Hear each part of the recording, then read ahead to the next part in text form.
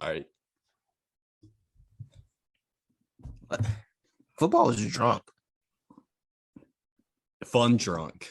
Fun, Was, very fun drunk. Yeah, Yeah. football is not an angry or upset drunk. Football is a fun drunk. Yeah, and especially after Yeah. the weekend we got last weekend, that was just the friend when they get drunk, all the skeletons come out of the closet. But That this was one was post. that. That was post breakup drunk. Yes, exactly. Or Yeah, mid for breakup sure. drunk, or Yeah, when you're not fully pre out of it yet. breakup drunk. What Yeah, caused yeah. the breakup? Yeah, Right. Yeah, but it's a this was like a me drunk. This was your friend who occasionally gets drunk, but when he gets drunk, you think, why is this an occasion?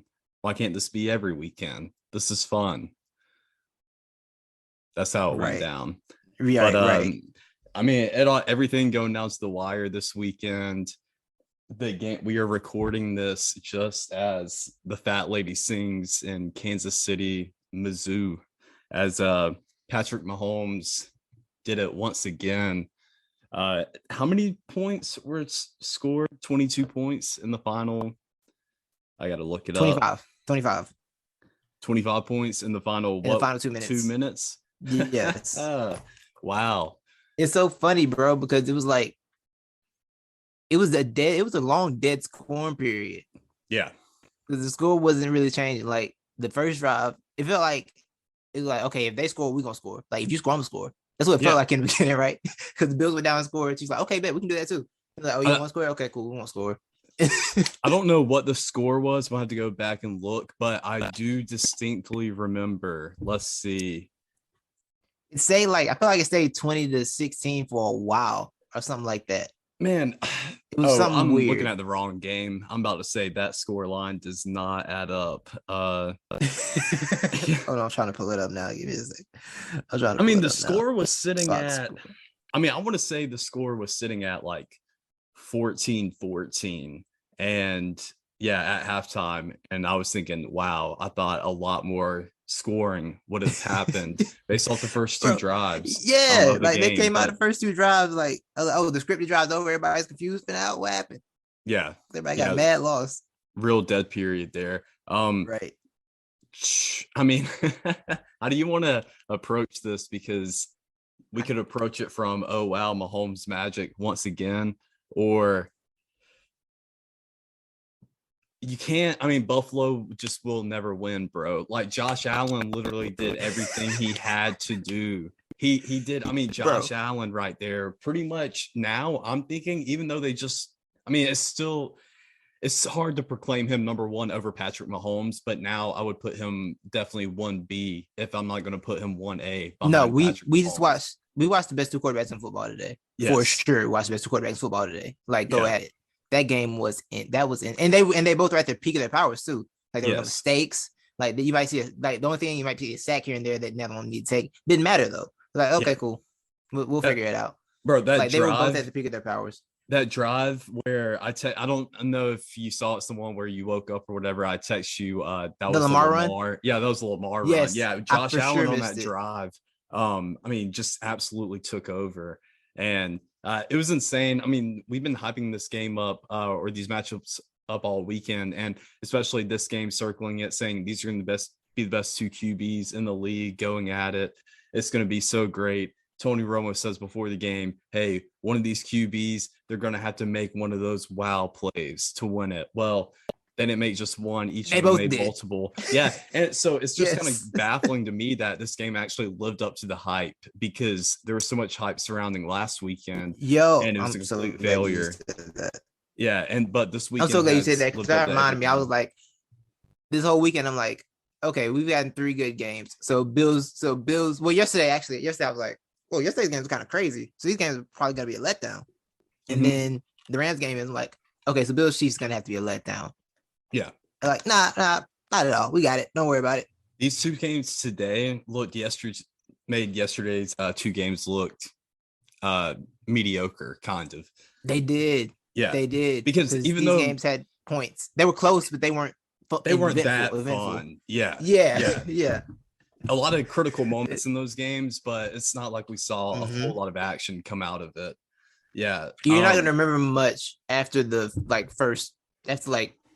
until the fourth quarter of those games, really. Yes, yeah. Like I think the most memorable thing about the Bengals game is the failed 2-point conversion and Joe Burrow getting sacked a lot and still winning. Yeah. Yes. Yeah. But I mean, talking about this game though, Chiefs Bills, I do want to bring up Titus. I mean, you didn't have the Chiefs here, and it looked like you were right about the Chiefs most of the season. Bro, I was actually thinking about you during this game, man. I was like, wow, Titus's take went from to we're good to bad. Right. Yo, I ain't gonna lie. If they would have lost, I would have rolled out a victory carpet. If they lost, I'd be like, I can take a full lap. I can take a half lap if they lose because they didn't get as far as they did last year. Yeah. like if they would lost, I could pivot to this is how it begins. See, you don't miss the playoffs fully, but you don't get back to where you were. That's what I could have rolled out. They're like, but Mahomes like, oh no, I got it. Don't worry about it. Yeah. Don't even trip on it. So like, okay. And Tyreek, that Tyreek Hill touchdown. The 62-yarder. Oh yeah. The 62-yarder with 2 minutes left. Mm-hmm. I was like, yo, what? He's so fast. Yeah. That play now, when Buffalo was driving after that touchdown by Tyreek Hill, I actually started thinking, and because Tyreek Hill is so fast and that defense was playing such a prevent lax coverage, it almost made me think that what if the Bills did that on purpose? What if they told him in the huddle, like, hey, if like Tyreek gets the ball and he's open out in the flats, just let him go with it and get the ball back. Because that's actually a smart play by them. It would be drawn up that way, and it seems like it. It was really good with the chess match because the I thought I did a good job of highlighting the fact that he was actually double teamed, but the safety stayed over the top, and then Tyreek just went over the middle. Yeah. So then the safety was too far away. Like, oh, so they did try to double team. It just didn't matter because Tyreek Hill. So it's like when you're on a double team on Madden, are you like hot route to a double team and they still just get 60 yards and you just cut the game off? Yeah. I've been there. Two man under, double cover the best receiver with the safety. Doesn't matter. Mm-hmm. Nothing upsets me more. I just got upset thinking about it. I'm sorry. I just got upset thinking about how that happens all the time. Because they don't be Tyreek Hill open. They ain't Tyreek Hill. They just be catching the pass anyway. Yeah. Okay, bet. But yeah, man, that was an incredibly fun game and a great way to cap off a wild divisional weekend. And like somebody tweeted, I saw somebody on Twitter say this before the game. I don't remember who it was. They were like, Bills Chiefs is shaping up to be the new Patriots Colts. I'm like, let's not go there yet. Mm-hmm. But then after that, I'm like, I think we can go there. Give me a decade of this. For sure, give me a decade of this. I don't care what round of playoffs. Just give me 10 years of these two teams play each other. Yeah. Because I know I've had my issues with the Bills in the past. Mm-hmm. Due to the fact they were lying about Josh Allen for a few years. But then Josh Allen decided to have an unprecedented rise and decided to be like, I don't want to be bad anymore. I want to be good. He just decided that, and it worked. Mm-hmm. It's been incredible. And now I like watching Bills play football. I enjoy it. It makes me happy. Yeah, they're fun. Like they could have beaten the Chiefs there, and I'd have been fine because I like the Bills now. It was like that. I've been a little disappointed for Andy, but I've been like, you know what? That's okay. It's been like a tip of the cap. Good job. Exactly. Yeah. Yeah. After I watched the Bills completely cremate the Patriots last weekend. Oh my gosh. I had to drop my guard and just say, you know what? That was really it too. Because Josh was like, I will do anything that I feel like doing today. And there's nothing you can do about it. It was like, exactly. Oh, okay. It just seemed, it really just seemed like everything was shaping up to be the Bills' year this year. It did. And I had to drop my guard. I had to, just be happy for the Bills. Go back to my original fandom. Your original Bills Mafia. You got to push past the person. Yeah, exactly. I'm not gonna let them steal my happiness, and really, I frankly do not care. But it made for a good bit though, and it did. No, it was a great segment. The clip got a lot of hits, so you did what you need to do. What needed to be done got done. Exactly, period. And that clip may have ended up in that person's inbox. Who knows? But wait, by you, allegedly by you, or did someone else send it? No, by me, because that this person doesn't think I'm funny. So I told him. I was like, here's me being funny. Thanks for the inspiration. There's nothing worse than the person that doesn't think you're funny. I know, bro. I know. And like, because it's not even about being funny. It's just about the fact that you enjoy life. And this person, you're not funny. I'm like, I'm just trying to be happy. Exactly, bro. Thank you for trying to ruin it. And two, when people hate on like corniness, those are like the worst people, you know, like if you can't just crack a little smile at somebody, you know, jabbing you with good corny dad jokes, then you don't deserve to enjoy life, you know. If you can appreciate a pun, you don't deserve my fun. Exactly. Oh, wow. Thank you. Thank you. That's the clip for the week. Got him. That's the intro. Yes. Facts. Yeah. That is definitely the intro. But yeah, I'm with you on that, bro. But football was great. That was a great way to end the weekend. I didn't fall asleep. So I didn't fall asleep that long during this game, but I did miss like whatever drive the Lamar run happened on. I missed that because I woke up. I think I woke up right before all the chaos started in the fourth quarter. Because I think it was 21-26 when I woke up. Okay. So I saw everything after that. Like, wait, what? What's happened here? Yeah. So much has occurred. I did not expect. Yeah, so much happened. I'm really gonna have to digest it and watch some of these NFL shows I'll be on YouTube tomorrow. Yeah. Exactly. NFL so much happened. It all ran together. I was thinking that during the Rams Bucks game. I was like, okay, I need at least 30 minutes just watch a show so I can recap this game and understand what I just watched. But it's like no, it's 6:33. Chiefs Bills about to start. I'm like, oh, I don't have any processing time. Okay. Yeah. Because like after a game, I need to at least watch one. I need to at least see like that clip of the coach interview after. You know what I'm saying? Like it ain't got to be the whole, but just that one clip where they say absolutely nothing for 30 seconds. Like and that's the Bruce press conference. You know, I need to get that at least. I didn't get any of that. It's just football. It's like, oh, more football. Okay. All right, no breathing time. Just get right to the next game. Rams Bucks, bro. Bro, that was. I'm beginning to think Tom Brady dabbles in dark magic, bro. Thank you. I was about to say, dude, how, bro? How the football gods love Tom Brady because they give him every opportunity there is to make a comeback. And I thought that was going to be it. And we totally forgot about Cam Akers being a Butterfingers or having that problem because he fumbled a lot at the beginning of the year, I believe. Before he didn't. Hurt. No, he didn't play at the beginning of the year. Remember, because he tore his Achilles in like the summer. What's that? Yeah, that's Cam. Cam tore his Achilles in like June. Now, who am I thinking of? Maybe is it Sony Michel? Because that was the other running back. Maybe. Sure I thought they had a fumbling problem though. Or I thought Cam Akers had a fumbling problem. It's possible. Let me look at his career numbers up. Because if he didn't have one before today, he definitely had one today. Yeah. He started one if he didn't have one before. Exactly. But yeah. It's so terrible. I know. Both our internets moving slow at the same time is disgusting. It's disgusting behavior. Wow, I am wrong. Oh yeah. Whoa. Yeah, he only had one lost fumble last year. Yeah, and he had none this year. Yeah. All right, so I'm thinking of somebody else who's got a fumbling problem. In fairness, he didn't have too much of a chance to have one this year because like I said, he started weeks. Yeah, he came back last week, but so he could have developed one. This might age well. You know, maybe. This might age very well at some point. Maybe he had one all along. We just didn't know it. Yeah. I feel like maybe last year that one fumble he had was like a very clutch like time, and it just made me think he fumbles a lot. It created the yeah. But Tom Brady given many opportunities, whether it's fumbles, well, mainly fumbles between Cam Akers and also a ghost call for a snap. Right. I don't know why the Rams center snapped that ball. I was so confused. I was so confused. I was like, yo, what just happened? Yo, you know my first thought wasn't happening. What? Like sports betting is a problem. My first thought. Like this is insanity. Wait a minute. Yeah. But do you think that's it for Tom Brady? Nah.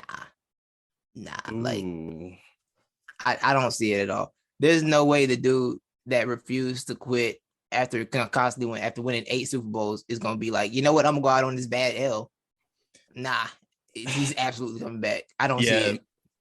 I actually think Tom Brady regrets coming back a little bit. I think he's thinking I should have rode off on that high horse last year. So I think that his ego in that is actually going to be the biggest thing he's going to battle in the offseason. But I actually wouldn't be surprised if if he actually decides to hang it up, just because he's really showed his age this year. Which, I mean, he hasn't looked like bad. He's done well, but I think Brady's between AB, injuries to all these other wide receivers and other mess that's gone on with the Bucs this year. I feel like Tom Brady's just gotten to the point. He's like, you know what? I'm just too old for this shit, man. I think I've proven my point. Everybody knows I'm the best. I'm done with it. I mean, that's the thing. He has proven everything, right? It's like you've done everything. He's in a place where Brady's in a place where the defense can force 5 fumbles and recover 4 of them. And the storyline goes, the defense let Tom Brady down. Yeah. Like he's golden. He's golden, bro. He's absolutely golden. Exactly. And I mean, sorry, you go ahead. I think to your point about him, like the ego part, like it plays a lot. It's like with fighters, right? Like fighters never want to go out on that L. They want to get that W one more time. And it ends up making them lose a few more times. I don't think Brady's gonna take a lot of losses, but I can see him at least trying one more year. And maybe it's the downturn. Maybe it's just not what he thinks. He's just like, you know what, I'm out. Gave one more shot, I'm gone. I kind of think Brady wants a farewell tour. Yeah. And I think he would. And it's not saying like a bad thing. He would fully deserve it. It'd be fully earned if he wanted to do that. You know what I'm saying? But like, it's hard for me to see him walking away after a game like this. Yeah. The farewell tour is a big thing too that I thought about, and I was actually thinking about it during the game, especially at parts where it definitely looked like they weren't going to win it. So I was thinking about, is this going to be Brady's last ride? And I was thinking of a possible farewell tour, and I think he wants it. I mean, part of me, I do think he wants it, but actually, part of me thinks like Tom Brady actually doesn't want it. And that's and that's really weird because I don't know, I feel like Tom Brady, I feel like he's a little more complicated than he makes himself out to be and we make him out to be. And I think he would rather go out more low key than high key just because it's not expected. You know, so, and I think he likes to throw curveballs. Like he's actually throwing some curveballs here at the end of the career, doing things like we don't expect Tom Brady to do. And so I think that's an unexpected thing of Tom Brady for him to pull. It's just, to, you know, in a press conference say, I'm done with it. I'm done. Yeah. I think a low key retirement gives you the option to come back. Whereas if you get a farewell tour and we're not letting you come back. No, you did a farewell tour. You have to go sit down. How many farewell tours did Brett Favre get? Brett Favre played that game for so long. Brett Favre played the I'm not retired game for so long. Like, oh my gosh. Yeah. You know what I'm saying? Could you be surprised if Tom Brady did Eric Weddle like 2 years later? Like, I'm coming. You need a quarterback? You play hurt? You need a quarterback for the playoffs? Yeah. Exactly. I'm back. So exactly. It's gonna be Tom Brady. It's gonna be Tom Brady and Big Ben both sitting by the phone. The only people are gonna be calling Tom Brady, not Big Ben. That's a fact. That is a fact. But that game was insane. Like I legitimately like he has a dabble in something. This makes no sense. There was nothing about that. Nothing about the Rams football made sense. Cooper Kupp fumbled ridiculously. Cam had 2 terrible fumbles. The center, like, because when Vaughn got that strip sack, seeing the Von Miller strip sack, by the way, it's like, good God, he's still doing this. He's still doing that. And then because I think we all had the same thought, like, okay, they're gonna get 3 and the game's over. Any points here, the game's probably over. Yeah. And then the immediate next play being that he snapped that ball so hard. Who did? Like, that center from Stafford. The center snapped that ball so hard, bro. That thing flew back. Like, you know what? Right. Like he was like football. Yes. It was funny because on the sideline, Matt's like, I didn't. They showed Matt and the coach like, I didn't lift my leg. Oh, what? Why did you snap the ball? Yeah. Like, I didn't even move. My leg didn't move. Exactly. And there's still like 10 seconds left on the play clock too. And every snap before that, they've been winding it all the way down to the 0 pretty much. So it was very questionable. My man got mad excited. What he was hearing. He got mad excited. He was hearing ghosts. He was on one. He was. He was on one. But like between that, what do you think about the Rams' overall performance? Like, bro. So like Like, what you take away from their performance? I guess I would say.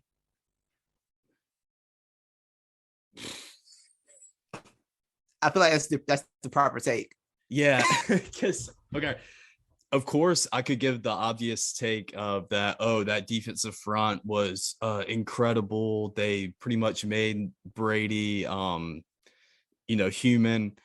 I didn't think. I mean, there's no way. To me, it's more impressive what Brady did with that zero time and really no vision, because they were pushing his linemen into his face every play.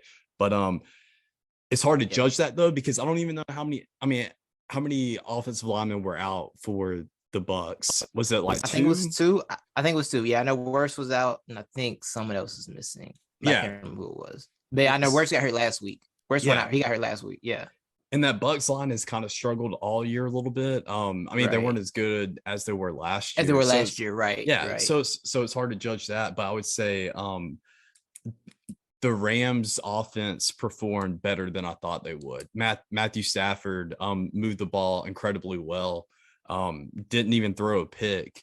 And I didn't even want to touch his passing yards because I didn't know. I thought it was actually going to be more of a low scoring game than a high scoring one. So yeah, I mean, I think the Rams are clicking now. They finally are like, they're clicking back to kind of how they looked at the beginning of the season when we thought, Rams. Go to the Super Bowl. That's it. Yeah, we were ready to give Matthew Stafford the MVP trophy. So yeah, I think through injuries and then through having to move some pieces, picking up OBJ, Von Miller, yeah, I think they finally clicked at the right time, and I expect them to see them in the Super Bowl. Yeah, I think people should be thankful. Thankful is the weird word to say for this, what I'm about to say. But just imagine if they also had Robert Woods with OBJ. Yes. Yes. This would have been a issue. This would have been a major issue. Because the team have issues covering Kupp, OBJ, and Van Jefferson. Yeah. Like, you telling me they got Robert Woods too with that? That is a problem. That is a whole problem. You know what I'm saying? Yes. Cooper Kupp has ascended to his throne as the greatest white athlete. Yes. I sent this to you and Josh. Josh said he's the best white athlete ever. So I said, you know what? I'm not gonna dispute that. I would have to think about that, but it's a good possibility. I mean, I would too. Like, he can have it. He can have it. Yeah. Until then he fumbled and he lost his status for like a minute. Yeah. Then the last drive, I'm like, okay, well, I guess he got it back. He took it right. Exactly. It was one of those things though. If anybody can afford to fumble on that team, it's Cooper Kupp. Sure. Yeah. For sure. He's the only one. He's the only one. It's like, that's okay. That's okay. Yeah. And him being able to catch that, it's crazy. Like it's just like an automatic connection, man. Like him running that seam down the middle of that smash route. I mean, it's just like you knew he's going to catch that, and that's not an easy catch over the shoulder, not at all, down the field, vertical, high pressure moment. Right. But yeah, shout out to Cooper Kupp. Yeah, he had receiving yards, receptions, and touchdowns this year. Receiving touchdowns, crazy triple crown season. Yeah, so like I said, that was everything. That was literally the Rams season in a game. Like really good, really bad. Yes. But it ended with them, like you said, playing like they did early in the year. Mm-hmm. And when Sean McVay went up to Matt Stafford after the game, I could just see in his eyes, God, I'm so glad you're not Jared Goff. Yes. Happy. Yeah. Because first off, that was Jared Goff. They probably got 27 points. That's the first thing. Yeah. Well, and they probably wouldn't even be in this game. No, not at all. Yeah. If they were in this game, it would have been like the Super Bowl again. Yeah. Just Goff doing absolutely nothing and the defense being tired. That's all that would have happened. That's all that would have occurred. So yeah, I can't imagine how happy he was about that part.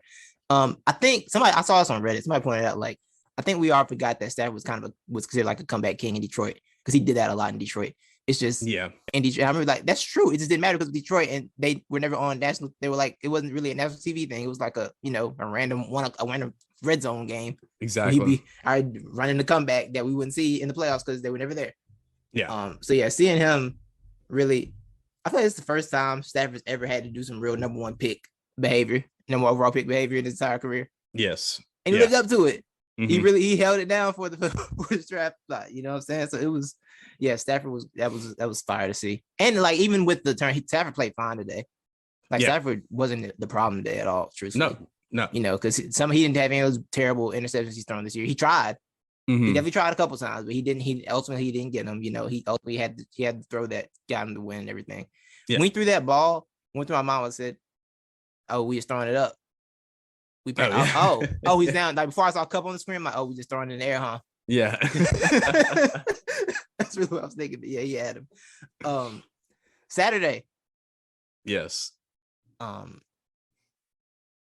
Packers, 49ers. We talked about this game, and I still don't know what to do with it. I don't know. It was everything I thought that game would be, and yet it was somehow worse.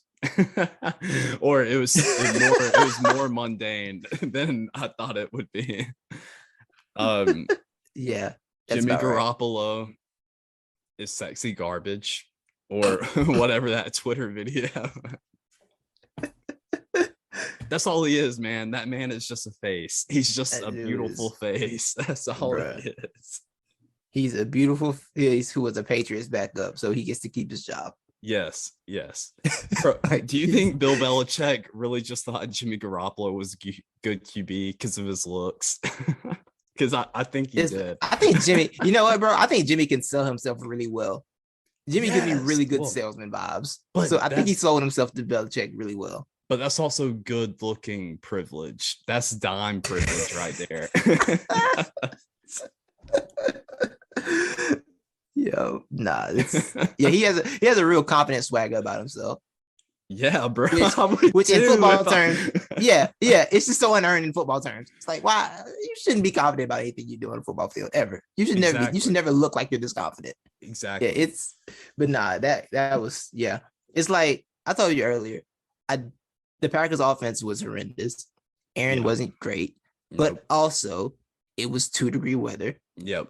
And I mean, how many quarterbacks, probably besides like Brady and maybe Ben, because are really, really great in that, like Prime Ben Roethlisberger are really, really gonna put up crazy numbers in that weather? Yeah. It's not a lot. It's a very small list, and Aaron's honestly never really been that. He's got a pretty bad home record, I believe, or like a cold weather record.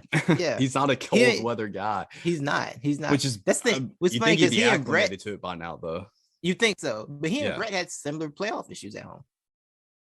I think I saw it today. I think he's 12-10. I think Brett was 14. Was 14-10 or something like that. Mm-hmm. And they were like they both. I mean, they dominated that division, so they at least always got a home game. So it wasn't much competition in the NFC North for them. It's a very weird situation where I think Lambeau Field should become Lamb Dome Field. I think so too, but you can't take away that. You can't. That's the problem. You can't, bro. It's like they can't you take away Lambeau, bro. You take away football. It's dead, bro. I know. They're in such a terrible spot. It's like, yo, if we could just put a dome on Aaron, we'd have so much more fun. But we can't put a dome on Aaron because it's Lambeau Field. Exactly, bro. You can't do it. But like, Minnesota said, we ain't got no history. Give me this dome. Exactly. Detroit's always had a dome, as far as I can remember. Yeah. They kept a dome. It's like, and then you got it's so funny because you got those two domes and you got the Bears with their garbage field. Yep. And the Packers. Yep. Who eat themselves in the playoffs. Yes. The Packers having to play on that field, and with having great quarterbacks, having to play in terrible weather, in bad weather games with that field is basically like the Pac-12 always killing itself from the playoff. It is. It's like it's like you're there, but you can't get there, can you? You just can't. That's why like Kyle Shanahan would do great up there, because just make it a run heavy. Yeah, he would be great. It'd be a done deal. Done deal. I've never bought into the idea of a regular season NFL team, but the Packers just seem like yes. Like I never like basketball. I understood it more because you can be great in regular season basketball, 82 games, and then just not have enough in the playoffs. That's a thing that can be real because it's a 7-game series. NFL is like, if you're good, you're good. But it's like, maybe they're just not that in the playoffs. And they keep playing the worst possible matchup, which is the 49ers, because the 49ers, like I said, have just owned them recently. Yeah, like there's the perfect antithesis to them. And like you said, the 49ers are really a cold weather team that lives in California. Just happens to live in California. You know, they got a real cold weather mindset. They got the vicious linebackers, a consistent running attack, a wide receiver named Debo, and that's a cold weather team I've ever seen one. Yep. You got a wide receiver named Debo, you are a cold weather team. A wide receiver who also runs the ball and runs people over. Like it's insane. Can we just talk about Debo Samuel for a minute? Yeah, go ahead. I love that dude so much. He's I always feel like Debo was gonna be good coming out, but I didn't think he was gonna be this when he came out. You know, I was like, oh, this is different and insane because he is so cold. And like that's one of the few wide receivers that I don't regret the Eagles not drafting, because I think it takes a special type of mind to really get the most out of him. So it's like, if we weren't going to have that mindset, I might end up not liking Debo Samuel. You know what I'm saying? Or he might be decent. But having a mind like Shanahan have somebody like that is everything. It's even taking Shanahan 3 years to really fully utilize him for what he's done. You know what I'm saying? Like him just handing him the ball. Like, that's how that works. I was listening to the game when I was watching it, right? Wink, wink. But I heard him go on that 4th down conversion, like, oh, he hands off to Debo Samuel. I'm thinking like a reverse or something, like, oh, we just handed to him out of the back, out of shotgun, like a real running back. and then Debo, you can't bring Debo down with the first person. It's crazy. It was really crazy. So I love that dude. That dude does so much. He's really a utility player, like a whole utility player. You know, it's a good comparison. What's that? Between like the duo too of coach and player. And I would say they are more of the off-brand or great value version of Debo and Kyle Shanahan, but Cordell Patterson and Arthur Smith. I'm not saying Arthur Smith is the offensive genius that Kyle Shanahan is, or Cordell Patterson is the player that Debo Samuel is, but look, Cordell Patterson has actually kind of been a laughing stock, bro. He's actually ahead of his time, bro. Yeah, and nobody utilized him like 7 years ago, and people made fun of him. He was not a reliable receiver. He was really just getting tossed from team to team as a special teams specialist. But now he being utilized out of the backfield and as a wide receiver. Arthur Smith did great with him. So it's all about finding the right connection too between coach and player who can utilize their strengths. 100%. Yeah, so I think that happened. I'm really happy that, I'm glad that he got with a mind like Shanahan. And the 49ers, man, I gotta say, Dominique Foxworth said on The Right Time 2 weeks ago before they played the Cowboys, they were talking about the Cowboys matchup. He's like, 49ers are a matchup problem for everybody. And they're a legitimate matchup issue for everybody just because of their style of play. And it's like, you watch them, it's like, yo, I'm not confident picking anyone over them, regardless of the record, because they made the fact that Jimmy G hasn't mattered. It only mattered in one playoff game, and that was the Super Bowl. And even that game, they had a lead for the large majority. He just couldn't make the pass to keep them in front. Yeah. But he had the pass there. He just missed him. You know what I'm saying? Like, it's hard for me to discount them. And after I just watched Stetson Bennett win the national championship, anything is clearly possible these days. Exactly. And the idea of Jimmy Garoppolo and Stetson Bennett winning a championship in the same year would set football back at least 20 years. Like them winning in the same season, that nothing would ever be the same. Bro, Kyle Shanahan is clearly doing this to show everybody, hey, look, I can win a Super Bowl with Jimmy Garoppolo as my Y'all thought I needed Kirk Cousins? Y'all thought I needed Kirk? Exactly. That's expensive. That's an expensive transaction. I mean, Jimmy G's not much cheaper, is he?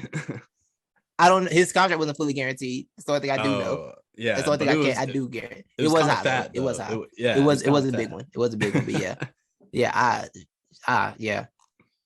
don't know what to do with that. And it's like they've owned the Rams. They kind of own the Rams as of late. So it's like I can't pick against them right now. I can't safely pick them to lose. Yeah. You know? Oh, I'm sorry. I forgot one thing. Go ahead. Once again, I just want to say Odell Senior was right. He tried to tell us. Yeah. Yes. Odell Senior was right. He was trying to tell us. He tried to let us know. Y'all want to listen. He was. But we can go back. What were you about to say? I was going to text you this earlier, but I'll bring it up now. As we mentioned before about Cooper Kupp possibly being the greatest white athlete, I would like to throw George Kittle into the mix there. And he made one ridiculous catch yesterday. It was like, oh my God, bro. Like, who are you? What are you? that dude's an athlete, bro. Like 6'7". Athlete. That's a fact. He's got hands like pillows. Yes. And feet like a ballerina dancer. It's crazy. That's a fact. Look, now Kittle is incredible, bro. Kittle is absolutely incredible. So I think he deserves mention for sure. Yeah. This guy, football's kind of a golden era for the white athlete. Yeah, bro. When you're in the golden age for sure. You got Kittle. If Christian McCaffrey could just stay healthy, bro. Right, bro. Think about it. You got Kelsey. You got Kelsey, Kittle, Cooper Kupp. They're all K's, bro. They are. No, Adam Thielen's the only difference. Oh my god.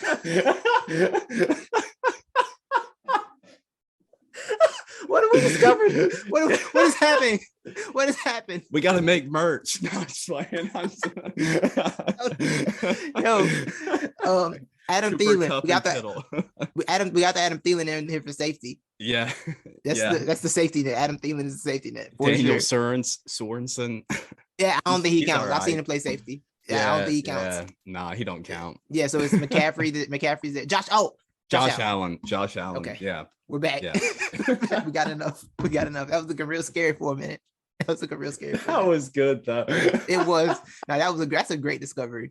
That's an incredible discovery. I'm clipping that. Bro. You have to. Yeah. That's gotta be a clip. That's gotta be a clip. That's crazy. That's gonna haunt me. That's gonna haunt me, bro. I don't even know how to feel anymore. Like, oh man.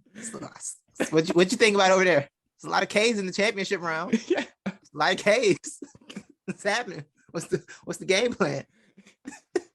What's the real over here, man? What y'all got going on? It's about to be February. Are you doing this? It's about in February approaching, and this how y'all getting down. And then you know what? Super Bowl still in January, right? Or is it? It's February 12th. It's February 12th.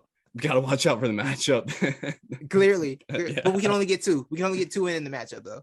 That's true. Yeah, that's true. We'll be safe. Because the Rams and 49ers got to play each other, so we only get two. Yeah. But that was a lot. That's crazy. That's a crazy discovery we just made. Yeah, that's insanity. What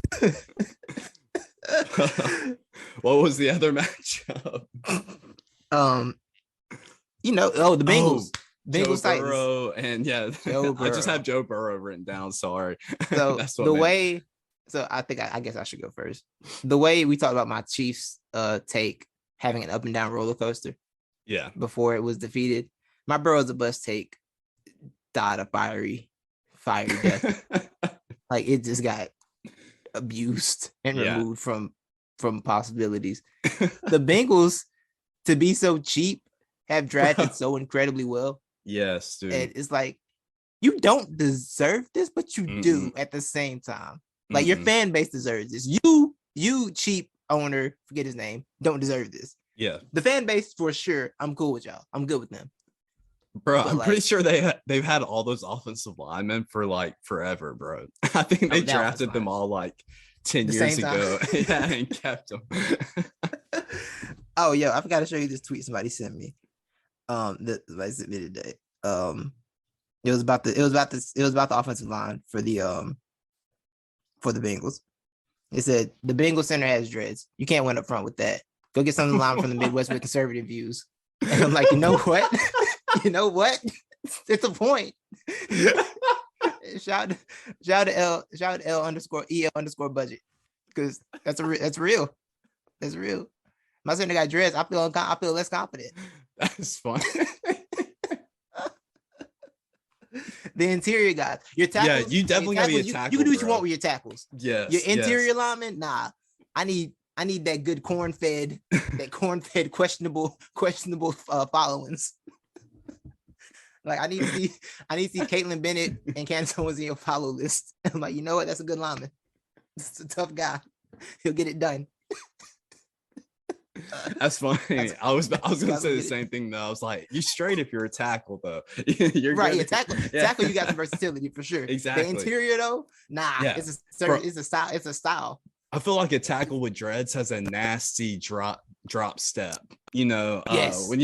I feel like he's got a drop step where the edge just can't get around it, man. Right. Yeah, Trent Williams might be the exception. That's the exception for sure. Yeah, but that's the exception, not the rule. Yes. It's not the rule. Yeah. But Yeah, Joe Burrow definitely is being bailed out by I mean, I wouldn't say bailed out, but is being assisted that receiving core is very heavily by that receiving core. Yeah, for sure. But for sure, still the ability to get it out and make a read within 2-3 seconds. Right. At the max. Lord knows his internal clock has to be fast. Yes. The internal clock got to be quick. I thought so. It was only like a couple sacks. It was only like a couple sacks that I saw yesterday. It was like, I'm like, he probably can get the ball out faster. But also, if I had those receivers, I would hold the ball forever too. Yes. Yeah. Because one of y'all gonna be open. You know, one of y'all might get open. I do think they could aid him by calling some more short route, like run some shorter routes. They would run like a lot of 15-yard type. They do like, do long that routes yesterday. It's like, it's like I get it, but also, because what I say about the playoffs, bro, things don't matter until they matter. And the offensive line thing hasn't really mattered this year, but it did yesterday. They just happened to get away with it. And Ja'Marr wasn't even popping like that yesterday. He wasn't. No, he wasn't. He wasn't at all. They kind of limited him a lot. So this Tannehill thing, he's not good, bro. Ryan Tannehill is not good. So, and this is my summary of him. I mean to cut you off. I'm sorry. No, go ahead. He's better than Adam Gase showed, but he's still not good. Mm-hmm. Yeah. It's not the worst. Yeah. It's also not good either. Ryan Tannehill, he's Kirk Cousins. But for some reason, we just never labeled him or looked at him like Kirk Cousins. Because Kirk Cousins, if you look at Kirk Cousins on the stat sheet, you would think, hey, why did everybody talk so much crap about Kirk Cousins? It's the same thing about Ryan Tannehill. The Titans just keep winning, and they're really just barely winning too. And they're the ugliest games. They're not even fun to watch. But they're not stat. But we just stat watch and we see, oh, hey, Tannehill went 16 for 19, 215, 2 touchdowns. We've never actively seen Tannehill blow a game. Yeah. Is what it is, right? Yesterday, he actively blew that game. Yes. But we never actively seen him blow a game. Because actually, I will say, I found Titans fun to watch when they were at the peak of that first year. Yeah, they were. They were fun to watch that year. But then it's after that's okay, so this is Tannehill's ceiling. By the way, I'll never forgive Mel Kiper for trying to say that Ryan Tannehill should have been MVP that year. Because, Lamar Jackson had the playoff flame out. Yeah. And he was like, I asked you who's the real MVP? Who's the real MVP? Look at Tannehill's thing. He took the job. Look what happened. Yeah. I'm never forgiving Mel Kiper for that. You studied the draft every year and you had the audacity to sit here and say, never mind. I'm off it. Sorry. It was so funny because Mina Kimes wanted to argue with him, but she's like, she's awkward and it's her podcast. She's like, and she just kept trying to move on. He kept throwing little shots about it. She's like, yeah. She's kept trying to keep moving. I think one reason why Tannehill looked so bad yesterday and maybe has not done well this season, could we attribute it to Arthur Smith not being there? As I mentioned him earlier, because I think Arthur Smith may be a little bit of a QB whisperer, because good God, we have Falcons Twitter arguing again if Matt Ryan is still an MVP caliber QB, and I'm sick of it, Titus. I used to be on the Matt Ryan train. I used to be like, whoa. Let's lay off on Matt here. It's not all his fault. He doesn't have a whole lot of help, especially on that line. And now Arthur Smith made Matt Ryan look like he's got 5 more years in him, and he doesn't. He doesn't. No, he doesn't. He doesn't. I've been in and out on Matt Ryan because I think he's good, but that year he won MVP. I'm like, I don't think this is him. I think this is him with a great coordinator. I think this is him with the perfect coordinator. But I also don't think this is him as a quarterback. I don't think he's that level of elite.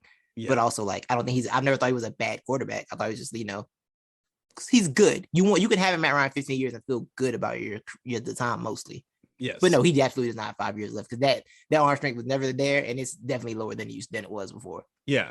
And it took Smith, a good minute, but Arthur Smith, the schemes he drew up, once we pretty much figured out our personnel, and then Kyle Pitts got more used to, the playbook and playing in an NFL game, Arthur Smith was able to cater to what Matt Ryan can do. So I think we're kind of forgetting. I think we forget that a little bit, that it is a new offensive coordinator, and Arthur Smith did do very well of running that offense. For sure. And we remember talking about the first game after the Eagles game. It's I think Arthur Smith thinks he's Derrick Henry. Yes. That's what he looked like. I forgot all about exactly what we're talking about. Bro, such a long Falcon season. I forgot about that, bro. Yeah, he did forget. He doesn't have a monster at running back. Right. And I do feel like that team kind of overachieved this year. Quiet as it's kept, it wasn't a full on disaster season. You talking about the Falcons? Yeah.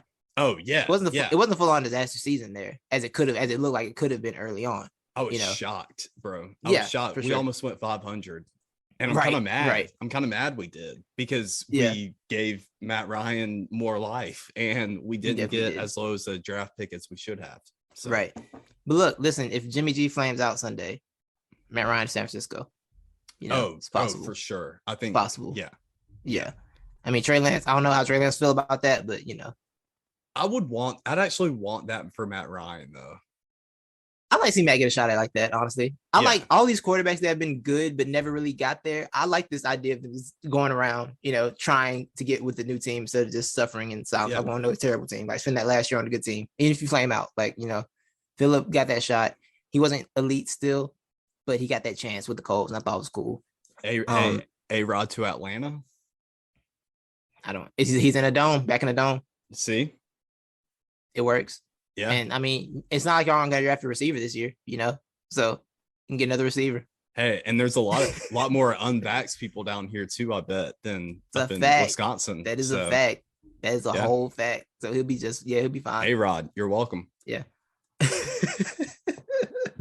Nah, A-Rod's mentality is totally like a Southern, like a Georgia or a Florida. Like that's where he belongs. He's clearly a Georgia or Florida person. I don't know, man. He's got Florida brain rot. He's got Florida brain rot for sure. I don't know, man. I think he's still definitely California, out in the woods. That's true. Living off the land. You know what? He could actually fit in everywhere. Yeah. Yeah. So I think you put him in the South in a swamp, he will become a swamp person in like 2 months. And there'd be an ESPN piece about it, like an ESPN thing about Aaron Rodgers' new journey into swamp culture. Yeah. Like, these people are just so misunderstood. Yeah. He could have his feet out, like showing his feet. Yeah. I can see that with Aaron. I wonder what his hairstyle would be. What would Aaron's hair look like if he moved to the South? That's the scary part. I think if Aaron Rodgers believed in God, he'd be a great missionary. He could adapt to the lands. Aaron could definitely be a televangelist for sure. He'd be a televangelist. 100%. Nah, Aaron I don't think he's got the energy for a televangelist. That's true. But nah, like his like pseudo philosophy mindset could sell so well if he wanted it to. It could. He could do some work. I don't know if it'd be good work, but he could definitely do some work. Yeah. Bro, speaking of, man, last night I hadn't seen this guy on TV in years, and I didn't know he still existed. I can't remember his first name, but his last name is Popoff. You know that guy past the Reverend? Yes. He sells. Is it Peter Popoff? Yes, Peter Popoff, bro. He sells Peter Popoff miracle water and like a book how to get into heaven or something. Yeah, or a book how to get rich. For sure. Yeah, do be really wild. I'm like, whoa, this guy still exists. It's like 3 a.m. Like, oh, you still out here, bro? You still have second off, you still have customers? Like still? Exactly, bro. And that miracle, I gotta buy some of that miracle water, bro. Because I want to taste. I want to see what's going on for real. I want to know it's just like some store brand water that they replaced the label on. Like, 100%. Is that from that? What was that school we discovered last NCAA tournament? Oh, Oral Roberts. Oral Roberts. Yeah, he's got real Oral Roberts vibes for sure. Oh yes, yeah, for sure. Yeah. Legendary, straight legends. I think that covers the Titans Bengals game. Stop us talk about, right? Shout out to the Bengals for setting the tone for the road teams. Shout out. Oh, do they feel like they feel like they can do it? I think they can, bro. I think they can. It feels way ahead of schedule, but it also feels like they can do it. Like honestly, I would be less confident in them against the Bills than I would be against the Chiefs. I think they have an advantage. Their lack of experience is actually going to be an advantage for them because they have nothing to lose and they've exceeded all expectations. While Kansas City clearly has expectations on them, it is going to hurt them that they're going to be playing in Arrowhead. So that may get to them. That's a big, but Joe Burrow being, a 30-year-old, 2-year seasoned vet and, playing in Death Valley. Yeah. Joe's seen it all. Yeah, and playing in Death Valley and some huge games like that, it's not new to you. It's not. Yeah, I can see it honestly. And if I understand Matthew had a head injury today, if he's out,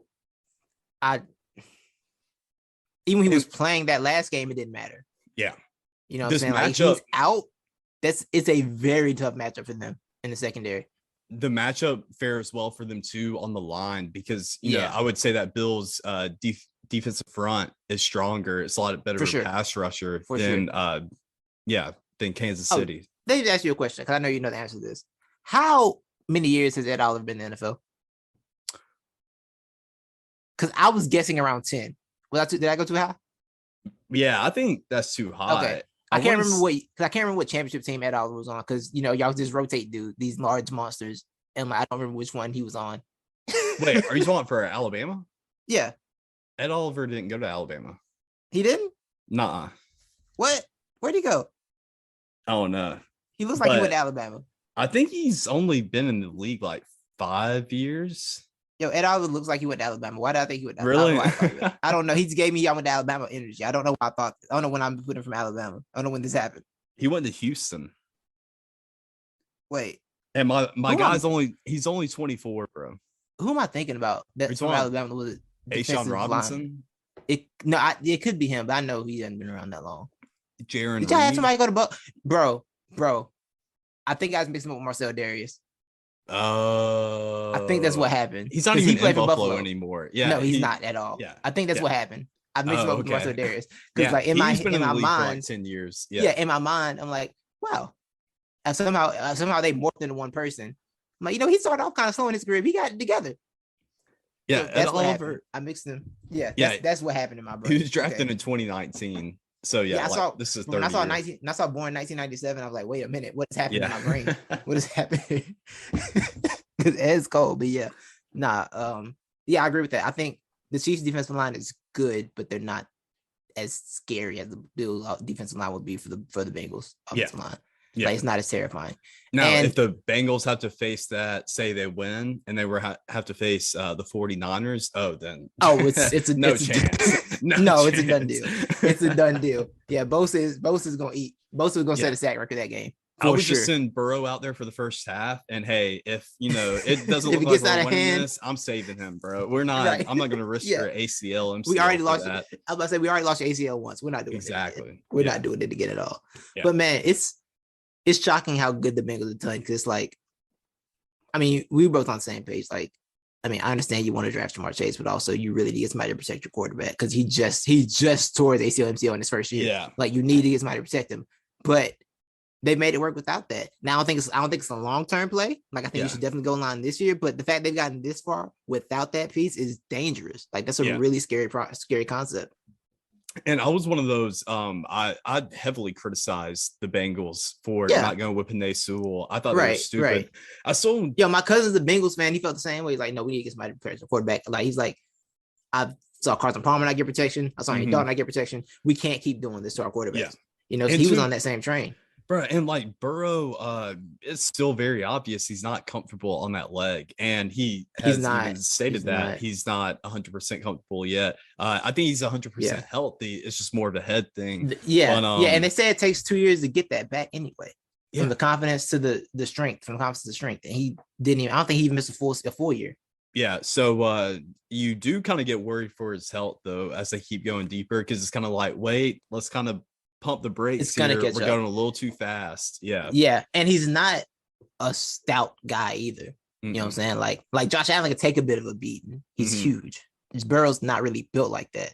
Yeah, you know, like, he's a warrior. He fights through, but he's not built like that. Eventually, that's gonna catch up to you. You want to protect that before it catches up to you. Because when you have a quarterback that can be a 15-year starter, well, maybe 12 because he's already old. You gotta protect him, man. You just gotta protect him. Yeah, for sure. But yeah, I love what they're doing. I like what they've done. They're fun to watch. Everybody's fun to watch, bro. I enjoy watching everybody. Like, except for the 49ers aren't that fun to watch. They have their moments. It seems that are fun to watch, and a team with Debo.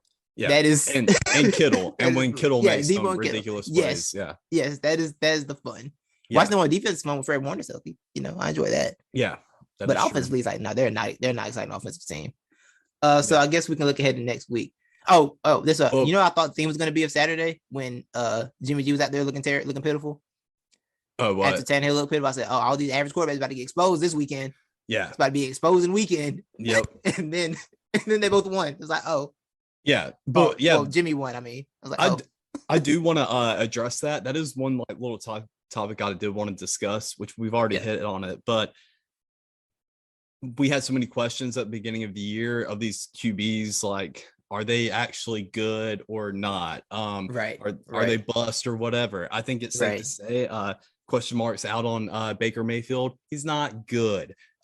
Question marks out on Ryan Tannehill. He's not good. Jimmy Garoppolo, he's not good. Like we know for sure now. Like we know what the limit is. Your mark, like exactly, bro. Yeah, for sure. I think we're gonna see these like teams move on from them. Not necessarily Baker. I think the Browns are gonna give him one more year, but he's on a tightrope. And I think the Baker thing is so weird with Cleveland because they're still the best quarterback you've had in like since I've been alive. Yeah. Like that's the best you've had. I don't know how easy you can let it go. But and there's nothing in the draft right now. Not a thing. Not a thing. Yeah. But yeah, we've really established the baseline on where these guys are. Ceilings have been exposed this playoff for sure. Yes. Like from last week to this week. You know, like we kind of know where guys are. Yeah. Or where they're gonna be. And we know when it's gonna matter. Because like unless, like you said, unless you're in these very unique situations like Jimmy Garoppolo is in, you're not getting away with it anymore. You're just not. It's too sophisticated. The game is too tight. The margin's too thin. You're not getting away with it. You know unless what your I defense would think, blocks a punt. And you play the worst special teams of all time. I had a great puzzle piecing match here. Oh yeah, talk to me. A-Rod to Nashville. Yeah, I think that's for sure. I think that works. I mean, I think that's plug and play easily, especially with the scheme they already run. For sure. And because giving him AJ Brown. Right. And LaFleur kind of has a run heavy scheme, a run first scheme anyway with Aaron Jones, right? So like now you're giving Derrick Henry. Yes. And like you said, AJ Brown and the remnants of Julio Jones. Yes. Whatever. Shout out to Julio. He was that's why I felt bad for yesterday. Out there. That's why I felt bad. I was like, oh, I saw Julio. I was like, oh man. He's going out like this again. Falcons Twitter rejoiced in his loss, and I'm kind of okay with it too. Why? Wait, why were you rejoicing in Julio's loss? Because he left? Yeah, because we're salty. Oh, okay. All right. No, we're salty Atlanta fans, bro. You're right. I thought one situation where like we both understand we gave a lot to each other, and he's allowed to be. It's Shannon Sharp's fault, isn't it? Yeah. Because Shannon made it look bad. Yeah. No, it is. But Shannon definitely made it look bad. Shannon didn't help. Honestly, bro. And Falcons Twitter is starting to turn. We're not going to go there, but Calvin really doesn't help Julio Jones at all either. That situation, because if Calvin had played the whole season and balled out and we were straight, I think more Atlanta fans would have been okay. But when Julio left, I think a lot of us just kind of paired the two, and it was like, oh, pretty much both y'all dipped out on us. So. Yeah, so I think that didn't help Julio's cause there. That's true. I didn't realize Calvin had missed basically the whole season until like the last week. Yeah. And we kept like, did Calvin come back? I was like, did Calvin didn't come back? Because I thought he was gone. Everybody most of the time. Everybody on Twitter too was like, remember when we kept saying, oh yeah, he'll be back. He'll be back. Don't worry. And he just left. I truly hope that I do like I do hope he gets in a better space, whatever's going on. Because I know Lane Johnson missed a few weeks, I think, this year. Yeah. With some issues, some mental health problems. We had another I'm forgetting his name. We got another offensive line who's also been very vocal about his issue. He had like anxiety. He's had poor football before a game. I think he missed it.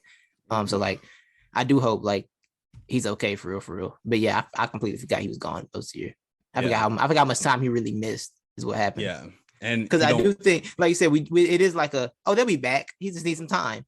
It's like we put a mental note on how much time they actually need. Yeah. But I mean, I technically, he's probably not going to be back for us either, as he said he wants out of Atlanta. So we'll probably. Wait, he said that? Yeah. What? I missed that. He said it like a week or two ago, and so that's really when the tide turned on Calvin Ridley on Falcons Twitter. Oh. Yeah. I mean, I have like a whole as fair as I am and appreciative and empathetic as I am to the mental health struggles, I also get the idea that you missed the whole season, now you went out. Like, it does look away. Yeah, it does look away. Like, I don't know. My theory I expressed, and I wasn't trying to say like or disregard his troubles. It was just me having my own observations and saying, I hope this kind of looks like a possibility. I hope it's not, but I don't know. I just don't think he was happy with the administration change. I think a lot of those guys in that locker room were big Dan Quinn fans. Julio wasn't there, and too, Calvin wasn't healthy really going into the season, right? And he was struggling, and that all plays into it. Yeah, exactly, and that attributes to for sure mental health status. Yeah, for sure. Yeah, so I'm not trying to take anything away. Yeah, no, I get exactly what you're saying. What you're saying. But it kind of just felt like to me, it just kind of felt like, hey, I don't want to. I'm not going to damage my body, or I'm not going to risk myself for this team. I'm going to sit out a year. It kind of gives that optic out, but I hope for real, if he is, going through things, I hope the best. Whatever it is he gets, whatever it is, he gets through it. And for sure. And like, it's one of those things where like, I don't ever want to tell somebody, hey, talk about what's going on, because I do think you deserve a little privacy, but also I do think it would help people understand exactly what happened, especially if you leave, right? Like, especially if that happens, I think it will help people understand you a little better.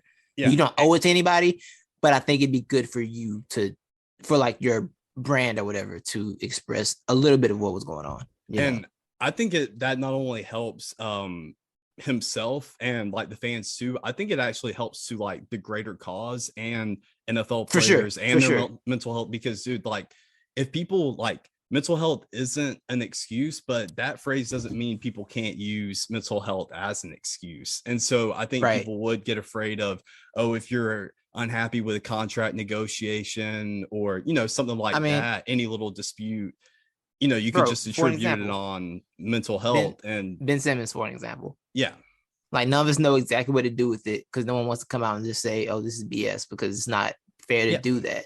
But also it's a really weird look. It is but yeah, so it is a weird place that teams are in, because I think it's like, I think in Philly, for example, they were like, well, Ben's not going we're trying to get him help. He's not going to the people we wanted to see. But it's also like, I also wouldn't want to go to anyone you wanted me to see as a team. I would rather go off site. So it's a very strange, strange balance for sure. It's a strange balance for sure. I don't know. But I do hope. I would say I hope he's okay. And whatever happens, I hope he's okay. I hope he gets right. And if you would like to live in Philadelphia, I will be your assistant. I'll come up there with you and be your assistant. Whatever you need to do. You know what I'm saying? Whatever you want to do. My dream destination if he leaves Atlanta are Philly or Baltimore, because I like to see Lamar Jackson get a receiver that I trust once. You know what I'm saying? I would like that. That's another story. That was Brandon Brooks. That's who it was. Brandon Brooks had some mental health issues this year. I had to get his name right. Oh, okay. Maybe not this year, but last season I think it was. But that's what I want to say. So next week, let's look ahead. Yes. I think the NFC Championship is at 640, which means the NFC Championship is probably at 320 or something like that. 330, something like that. One of those weird times. I want to say AFC was first, but I may be wrong. Yeah, so I mean AFC at 640, so AFC's gonna be at 3 something. Yeah. Because the AFC was set. Yeah, let me check. So we're looking at Cincinnati going to Arrowhead. Cincinnati. Yes. Yeah. Woo. Barn burner. Do they have a spread yet on that? Probably not. I'm trying to pull that up now. I'm trying to pull that up right now. Why don't I say probably not? I know Vegas got this somewhere. Vegas had a spread last week. Exactly, bro. Yeah. Vegas be on top of it. Vegas be ready at all costs. Let me see. Conference championship. This one's going so slow. It's depressing me. Here we go. Okay. The Chiefs are a 7-point favorite right now. That's just to get that bet down. They're trying to get that bet down. Because for sure money's going on the Bengals. I hope money on the Bengals. I might send a message and get something worked out for that 7-point line. I ain't gonna lie. That 7-point line is kind of nice. Ooh. I'm just saying it's legal in New York and I know people. Ooh. So the Cash App can get active.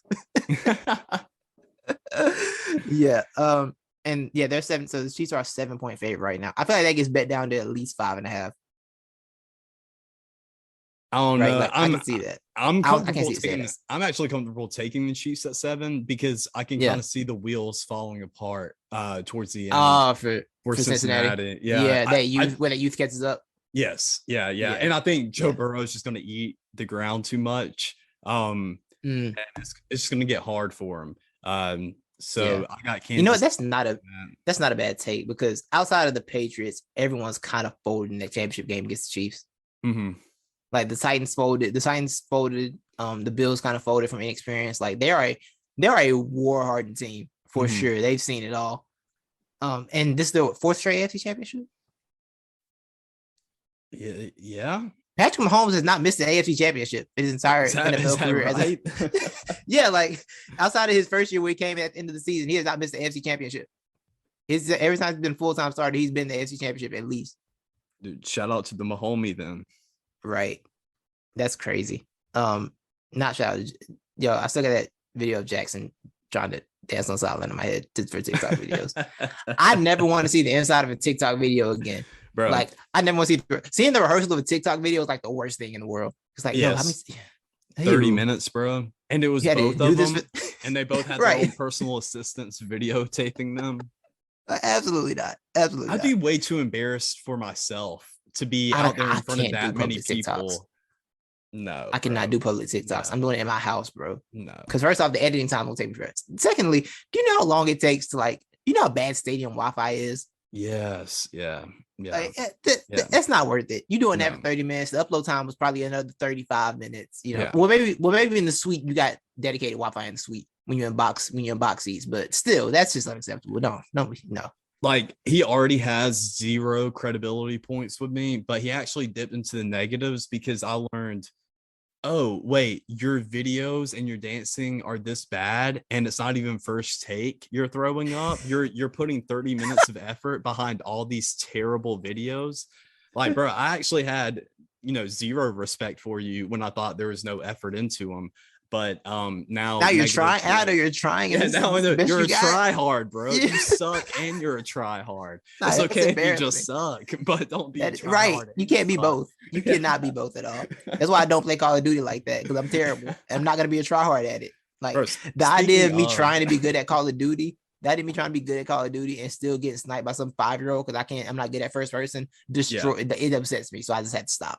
Bro, speaking of, I actually downloaded Warzone for the first time this week. Did you? Yeah, and I used to be not good, man. It's pretty frustrating. Yeah. I actually used to be a pretty good Call of Duty multiplayer player, but no, this Warzone is a totally new thing. Yo, I had Fortnite like when it first dropped before took off.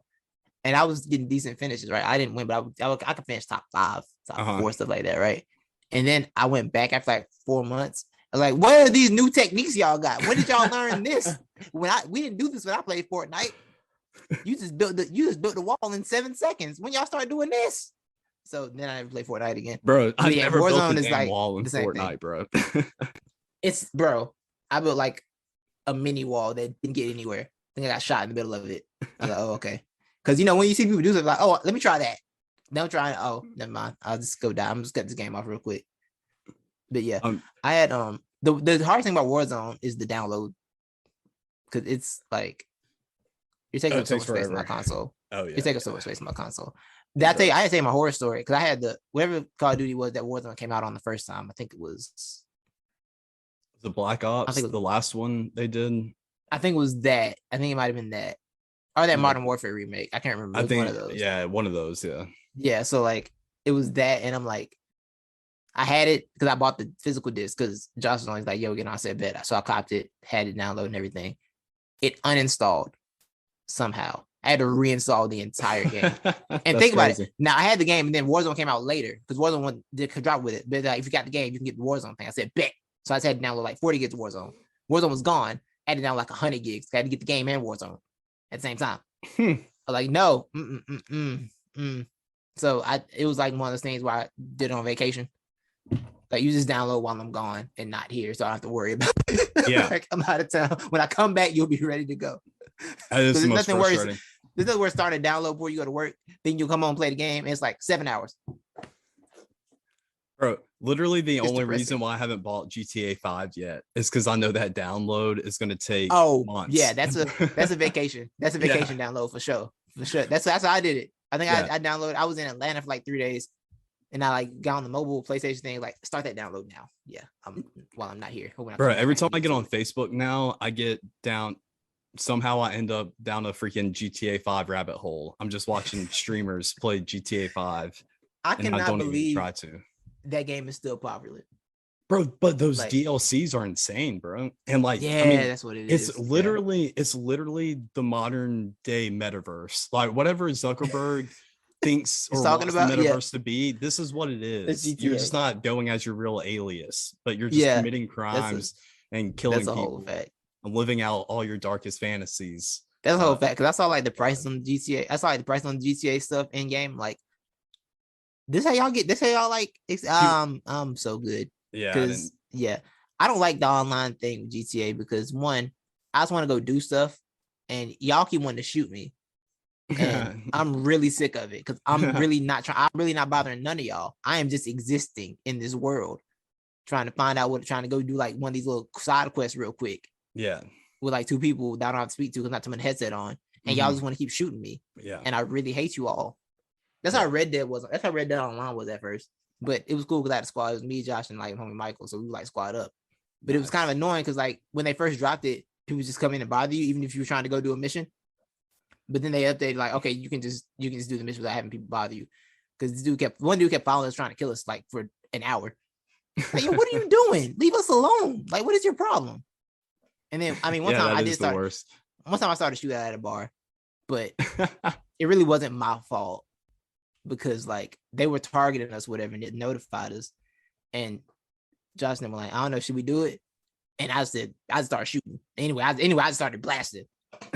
and then we left. We got done. Like, who started shooting? I said, oh, I did. It's like, what? I said, yeah, y'all said shoot. So I said, y'all said, I thought we was riding. I said, let's ride. Bump it. Let's get it going. Start shooting. But yeah, it's fun. It's fun when you play with people. But like, I've been off for so long that the update download is gonna take too long. I'm not dedicated to that. I'm not dedicated to having the update. Yeah. But yeah, 49ers Rams. Seamless transition. This is gonna be the best game in my opinion. The Rams are 3.5 point favorite. Oh, whoa! 49ers. If I were betting on this, I'm taking the spread. I'm taking the Niners with the spread. But I agree.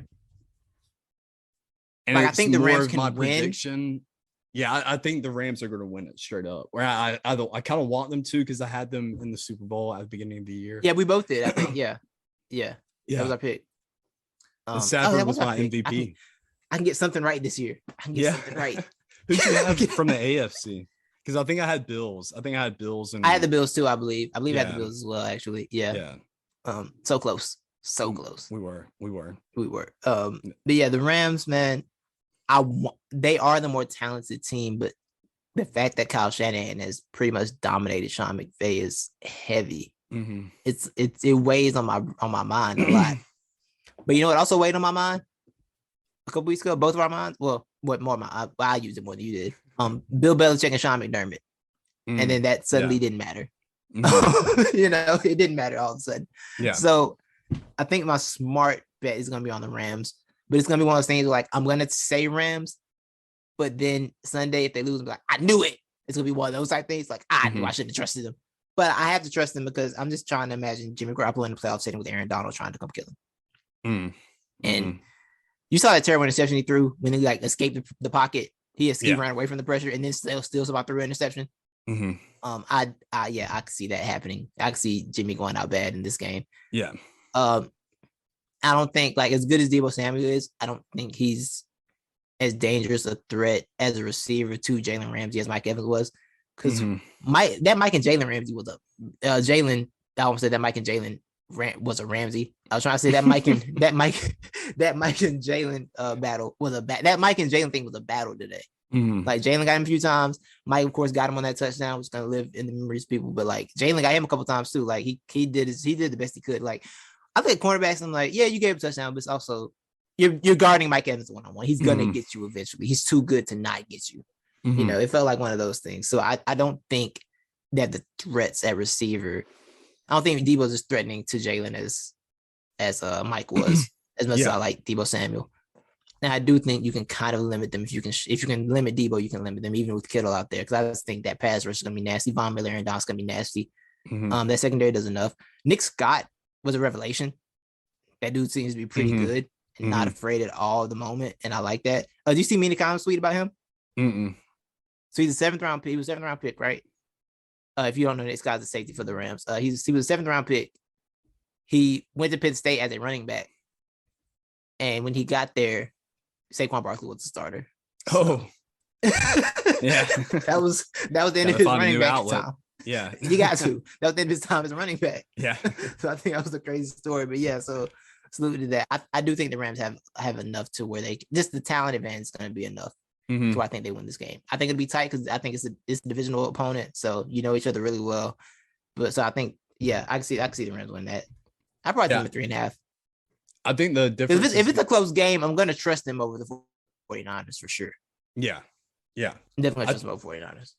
I think I'm going with the Rams, and if I'm McVay, how I'm scheming it up and how I expect him to scheme it up is where they have the advantage over the Niners is the yak possibilities, because absolutely. I mean, the Rams offensive line, the protection isn't that great. Stafford's going to have to get rid of the ball pretty quick as he's not a mobile QB. So we're going to see not as long routes drawn up, I believe, but you have Cooper Kupp, Odell Beckham, and some other guys who can really turn it upfield and make great plays after the catch. Right. So I think they're going to be able to bust it open with that, and then kind of just control and dictate the game from there.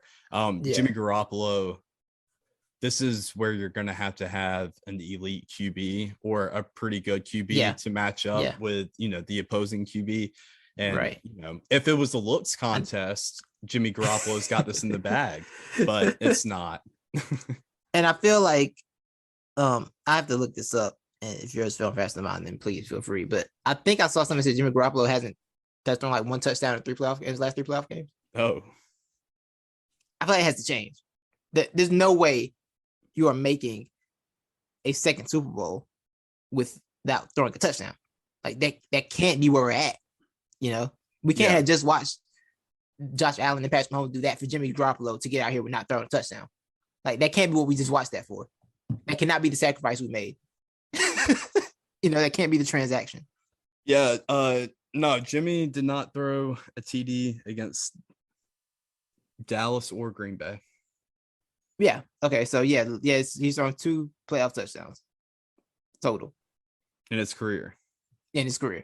Yes. But he did throw an interception both games.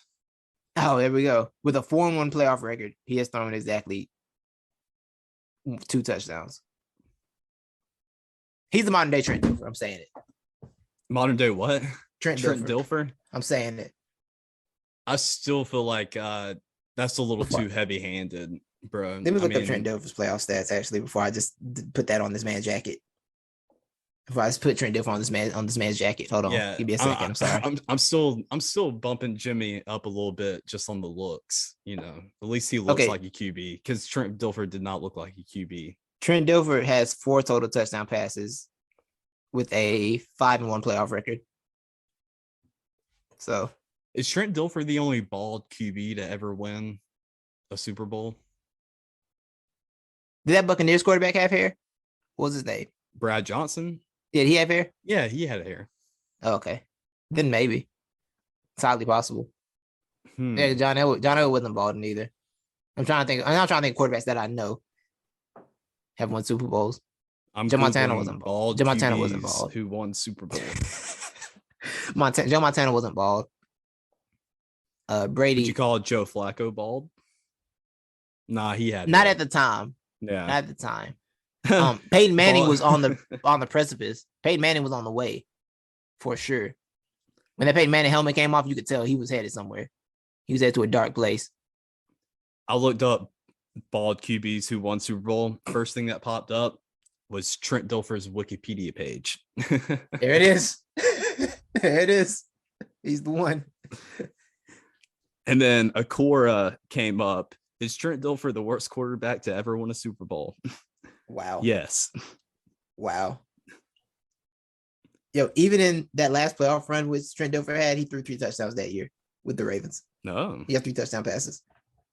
So he's doubled up on old Jimmy Garoppolo. Yeah. But nah. Yeah, I do think, like I said, I do think it's gonna matter Sunday for sure. Because I think and you know what? Another thing, factor in this game, defensively, I think, of course, the 49 defensive line might be slightly better than the Bucs, but I think having Vita Vea and Pierre Paul this week preps them really well for next week. Mm-hmm. You know, because you just saw a really good defensive line. You're going to see another one next week. But I also believe that the 49ers, like outside of the linebacker core, that the actual DBs in that secondary are not. Mm-mm. I think they're a very strong weakness. Yeah. That can be exploited. Yeah.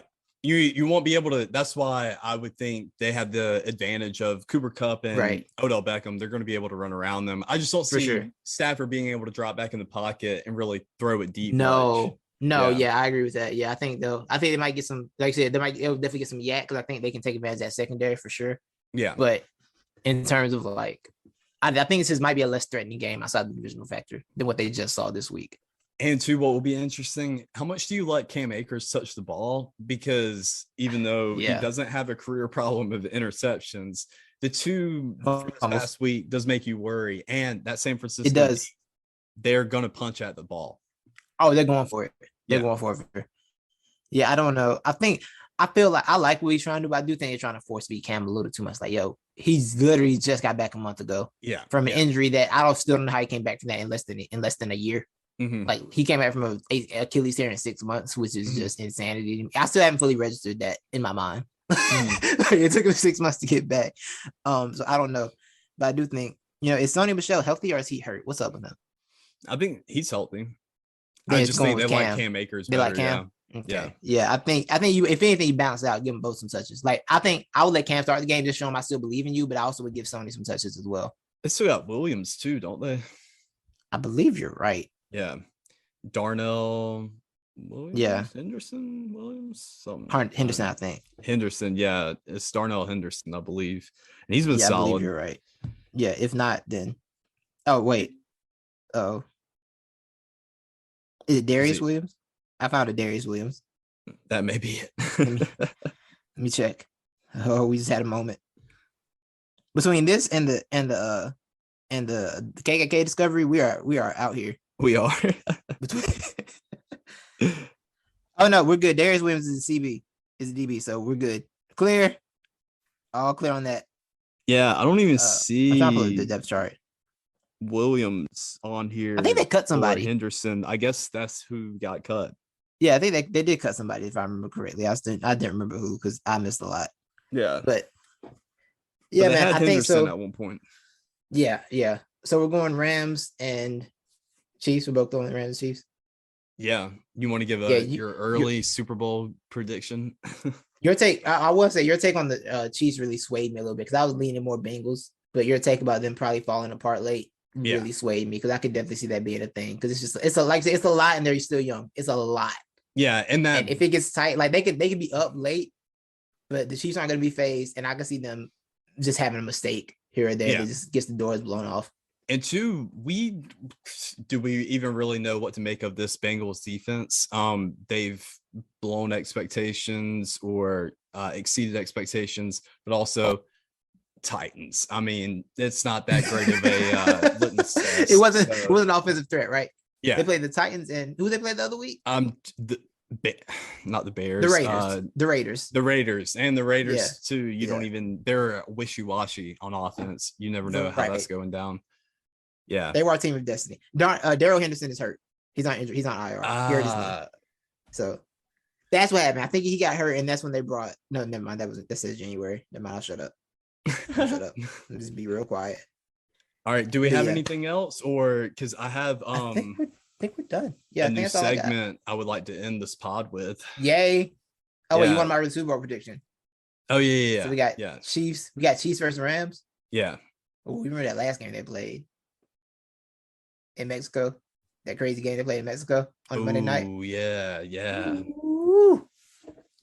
Man, I want to go Chiefs because I can't see them. If they make the Super Bowl, I can't see them going out with an L like they did the other time. Okay.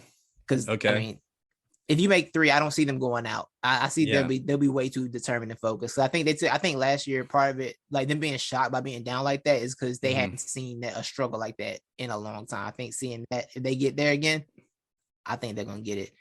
But also that makes Sean McVay 0-2 in Super Bowls, which I don't know what we're doing with him.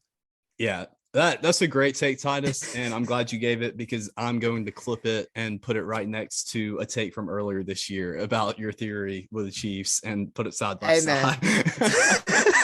Things change, man. Things change over a season, man. All right, been a long year. Leave me alone. Flip the script. That's crazy. It's been a crazy year. I'm going with the Rams. If they lose this one, my take is back on board. Yeah, I told you, you're not getting to another one. I'm just gonna revert. I'm gonna do like Max did with the Braves gonna fall off a cliff thing. I'm just gonna keep bringing up the cliff. Just keep rising, making the cliff rise a little bit every year. Oh wait, dude. Well, I'll throw out Rams. Yeah. But Titus, you want to laugh at the Cowboys because this is our first time recording since. Yo, so let me tell you how my Sunday went last week. We did record. Let me tell you how my Sunday went. Right, I watched the entire Eagles debacle. I was embarrassed for the simple fact that I didn't watch the whole thing. It was 31-0. I was like, I'm out. Took a nap. It was embarrassing. Even though I didn't expect, I was upset that we went out that poorly. But I also remember the fact that we hadn't beaten a good team all year, basically. So it was like, I mean, this should be expected, but also stop embarrassing me on that. Stop embarrassing me in front of everybody is one of those type of situations. Yeah, it was hard. It was really hard to watch, bro. Like it was sad. Bad. It was ugly. Yeah, because like we talked about it, but like Jalen in that game, like, oh, this is like the Alabama playoff games, and I don't like that, Jalen. I don't like that at all. I thought we were past this. I thought we got past this as a brotherhood. But then Jalen said my year 3 starts on Monday, and I got goosebumps, and I was right back. Bro, I can never. He gets too many quotes. He gets too many quotes. I can't quit him. I can't. Exactly, bro. Like, little Nick Saban Jr. out here with the with all the right things to say. Literally, bro. Like I can't give up. But yeah, so I went to sleep. I'm like, that was probably gonna beat San Francisco, so I don't need to watch this. I woke up to just jokes on Twitter. I was like, wait a minute. Like I was so confused. I had checked the score. I said, they lost today? Wait, at home?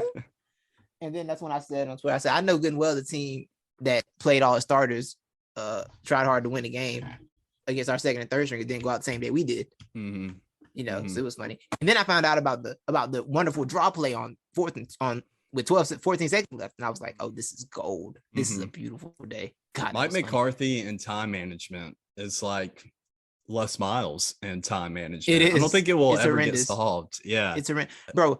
It reminded me of why, like, because I picked the Cowboys to win the division this year. Like I picked the Cowboys to win this. That's the most talented team that should win this division. But this reminded me of why I wasn't scared when they hired Mike McCarthy, because it's like I just watched you fail with Aaron Rodgers. I don't trust you as a coach, and that reminded me of why I don't trust him. It reminded me why I don't trust him.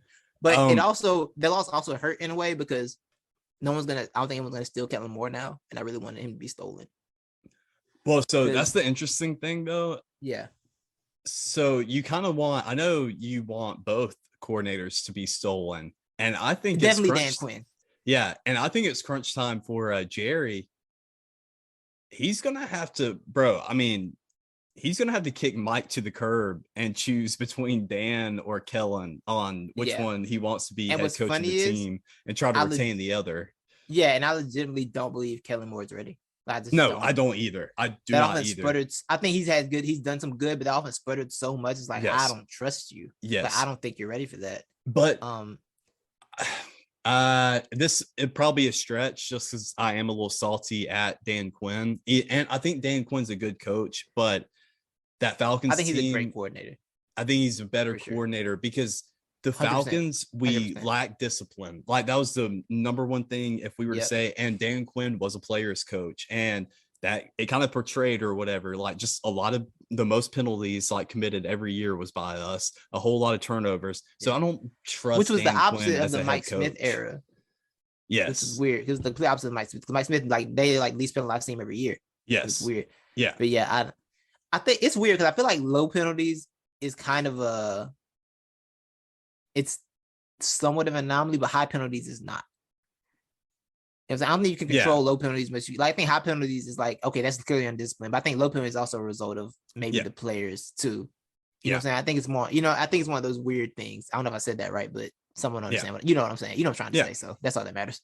We don't, the fans. I think also too, maybe energy. Like you can't like you can't control energy output necessarily, but if your team is steadily like low energy every game or whatever, then you can attribute that to your head coach as well. And that was the problem with the Falcons as well. It's kind of like they wanted to turn it on and off as they pleased. I believe Dan Quinn makes a much better coordinator than head coach. Like they made Dan Quinn head coach, I think it fall apart for him very fast. Same. But yeah, and I think with Kellen Moore, I think Kellen Moore could probably be a successful head coach, but you got to have one of those staffs where like he's just focusing on. He got to be that CEO type role. I don't think he can handle be over everything. You know what I'm saying? It's got to be that you're just the overseer. We got great coordinators around you. Figure it out. Yeah. Kind of like McVay was early on, where he had Wade Phillips handling his defense. Yeah. And he's gave that to Wade Phillips. Like that was a great move by him and a super humble move by him too. It's like, yo, that's your thing. That is yours. You do what you want with it. And Wade Phillips reminded us, oh yeah, this guy was actually a pretty good coach. Because I think a lot of us, when he was head coach, we were like, who the hell is Wade Phillips and why does he have this job? Yes. It's like, what are you doing? It's like he got coordinators. Like, oh, understood. I understand. Speaking of coordinators, we got to bring up, or I want to bring up, the 49ers offensive coordinator. You know about him?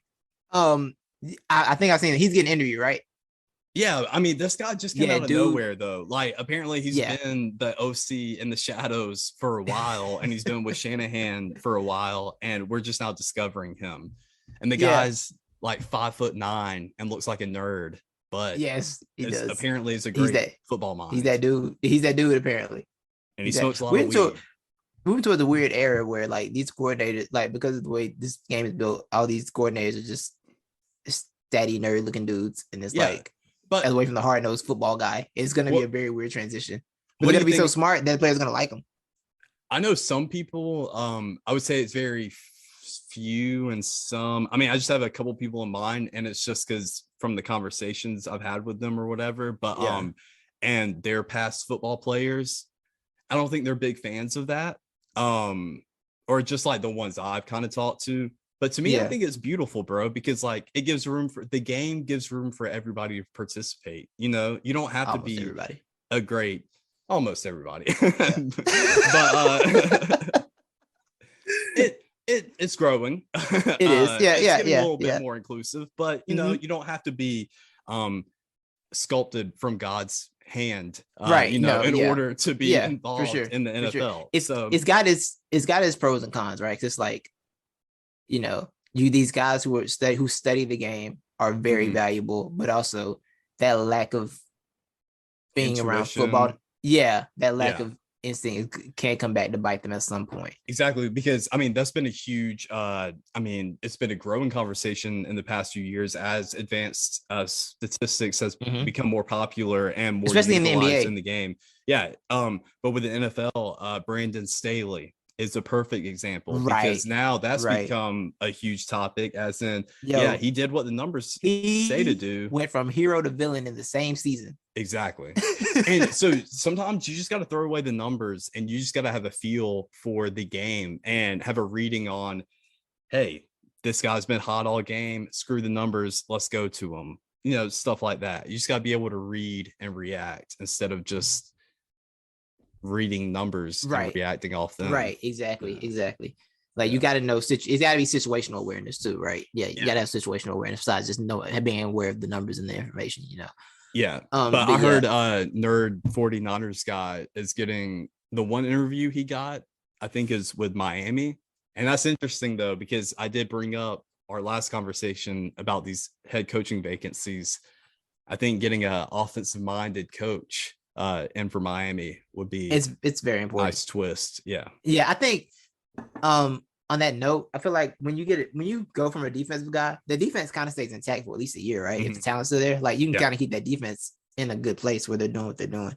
Mike McDaniel is his name, by the way. Mike McDaniels.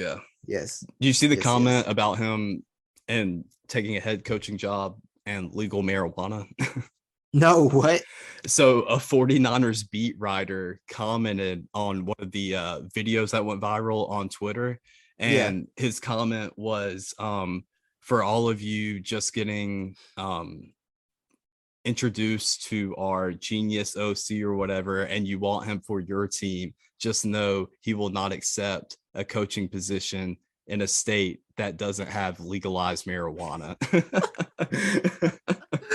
That's hilarious. That's hilarious. My man's not going for it. Yeah. You know what's funny? If he was a coveted college coach, a state would literally change the law the next day. Oh, Alabama would be legalized. Like, Nick Saban was out the door. So quick. Yeah. Like, they would have to legalize so quick. It would take like one Nick Saban press conference and it'd be over with. Hey, Nick Saban gets one cataract, bro. Weed's getting legalized. It's done. It's done for sure. It's over with. It is finished. Oh, dude's got 14 years of NFL experience. Yeah, 13 with Kyle. Oh, wow. I think he was a childhood best friend of Kyle Shanahan. Word. Okay. I believe. Yeah. So he just kind of grew up with him and Mike. Yeah, grew up him. Yeah. They got matching tattoos. I didn't know that. No, I'm asking. Oh, I don't know. Because Kyle Shanahan and I gotta remember who it is. Kyle Shanahan, someone had matching tattoos. No, it's not Matt LaFleur, actually. Is it Sean McVay? My guess is it's Chris Sims. Yes, him and Chris had tattoos. That's right. Yes. Oh, speaking of, I did not know that the R words were freaking loaded on the coaching staff in 2013 and still didn't do anything with it. Who they had? Oh, yeah, they had Kyle Shanahan. Mike was there, and LaFleur, McVay. Yeah. They had Shanahan, LaFleur, and McVay, bro. And they did nothing with it. Absolutely nothing. They had nothing but ruin RG3's career. Yeah. All they did. It's all they accomplished as a unit. It's insanity. Yeah. That's one thing that was good to see last year was RG3 and Shanahan dapping up, because I thought they I know RG3 and Mike had problems, but him and Kyle like had a nice hug moment last year, and I thought that was super dope. That's good. By the way, I've heard RG3 is like one of the better college analysts now. Like commentators, people really seem to enjoy him. I haven't watched him that much. But, I haven't caught him too much either, but people really seem to enjoy him calling games. You're good when you're new and you're not noticed. Does that make sense? Because that's a fact. You notice more when somebody's up there stammering and they're new. But when somebody's up there and they're smooth and just able to carry it on, then shout out to the Bookmobile. They put my man's in a terrible spot. My man's never had a chance. They had great memes. Terrible decision. Great. They did. The Booker McFarland memes were the best. I still never forget when Booker said the Bills should play taste like, yeah, they should run a play and then spike it. It was third down. So he has fourth down spike. Like Booger, like, come on, bro, help me out. I'm pretty sure Booger had a worse vantage point too in the Booger Mobile. Oh, for sure. The Booger Mobile didn't do anything. It was terrible, and it was bad for him. It was bad for the people in the booth, for the people in the stands, because it was blocking people in the stands. Like, yo, so they put a TV. So they put a TV on the back of it, and you couldn't even see the TV because the TV wasn't even that big. That was literally like when that was literally like some old like creatives trying to fit in with the new generation. I thought that was the way. Yeah. Like, let's put him in a car. Let's put him in a van on the field. Yeah. The youth will love it. Yeah. And we all were like, yo, what are we doing? This is horrible. I feel like they just like hired some engineer out of nowhere just to build cool gadgets for them. Right. And he's like, I built y'all this. Do as you please. That could be it too. You know what's funny? I actually like I like Lou Riddick on the Monday Night team. I think Lou Riddick's very good at that. Yeah, I know some people don't like that team as a whole. I'm like, Lou Riddick's good to me because Lou's gonna be like, he doesn't really couch what he's trying to say. No, you know what I'm saying? He's not like, tough play. Of them, Lou Riddick, yeah, bro, they will criticize you. They don't care who you are. Like they will go at it. Three of them. I think they're a good team. I like that team too. I see a lot of people that don't like the Monday Night team. Like, this Monday Night team's dope to me. Like I think it's real. It's like real, honest like commentary, which you don't get a lot of. We get a lot of like catching like, it's a tough throw. He's like, that was a terrible decision. Yeah, that was a bad decision. You shouldn't throw that. I will say there are sometimes, it's very rare, but sometimes I do think, man, these dudes be talking too much sometimes. They do because at some points they do, and they'll just be talking over each other. Right, it's like, give it a break. Give us some. It's kind of like for a second. Yeah, it's kind of like JVG and Mark Jackson. Like It's cool until it's very irritating. Like, okay, just shut up for a minute. But they're the word.